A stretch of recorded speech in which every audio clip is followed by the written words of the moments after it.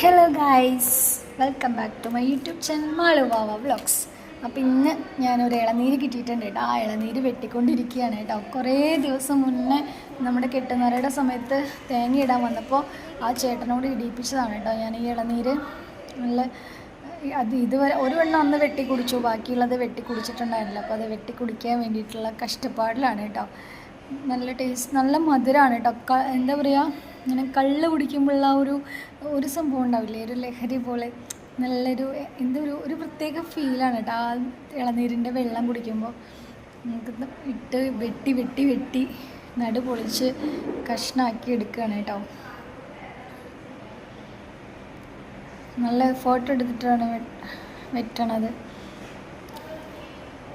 ഇങ്ങനെ വെട്ടി കഷ്ണാക്കി മാളൂനും വാവയ്ക്കൊക്കെ സ്പൂൺ കൊണ്ട് കോരി കൊടുക്കുകയാണ് കേട്ടോ. എന്നാൽ കുറച്ച് അത്യാവശ്യം നല്ല രീതിയിൽ നല്ലോണം മൂപ്പായിട്ടില്ല, എന്നാലും മൂത്തിട്ടുണ്ട് കേട്ടോ. വെള്ളത്തിന് നല്ല മധുരം കേട്ടോ, നല്ല മധുരം പറഞ്ഞാൽ നല്ല മധുരം. മാളൂനോടും വാവയോടും വേണം ചോദിക്കാൻ കേട്ടോ.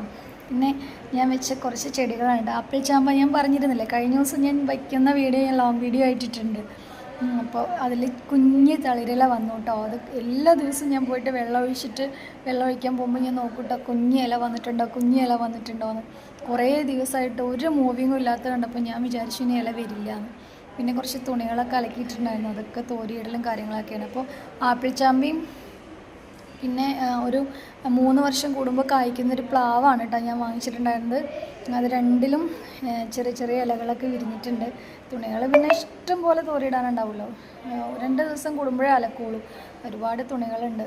അപ്പോൾ ഞാൻ അതിന് കുറച്ച് മണ്ണൊക്കെ ഇട്ട് കൊടുത്ത്, കുറച്ച് വളമൊക്കെ ഇട്ട് മണ്ണൊക്കെ ഇട്ട് കൊടുത്ത് തട എടുക്കുകയാണ് കേട്ടോ. വെള്ളം ഒഴിച്ച് കഴിഞ്ഞാൽ അതിങ്ങനെ അതിൽ നിൽക്കണില്ല. അപ്പോൾ ഞാൻ ചെറുതായിട്ടൊന്ന് തട എടുത്ത് കൊടുത്ത് വെള്ളമൊക്കെ ഒഴിച്ച് കൊടുക്കുകയാണ് കേട്ടോ. വെള്ളം ഒഴിച്ച് കൊടുത്താലേ അതിൽ നിൽക്കുകയുള്ളൂ.